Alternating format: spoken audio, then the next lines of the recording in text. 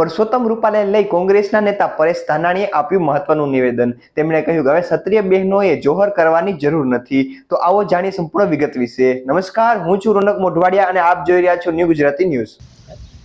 અહંકાર હંમેશા હારે છે।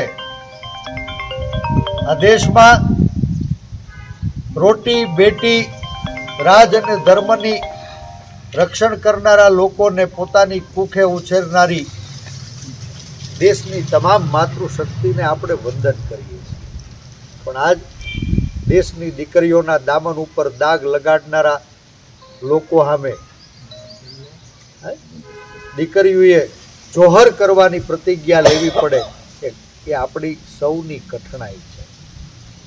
મારી બહેનો, આ તમારા દામન ઉપર દાગ લગાડનારા લોકો સામે તમારે જોહર કરવાની જરૂરત નથી। હજી જવતલિયાઓ ઘણાય જીવી રહ્યા છે। તમે મુંજાવમાં મને સંપૂર્ણ વિશ્વાસ છે કે આ સ્વાભિમાનની લડાઈમાં શક્તિનો વિજય થાય અને આપણે સૌ આ સ્વાભિમાનની લડાઈને આગળ ધપાવવાનો આજ સંકલ્પ કરીએ।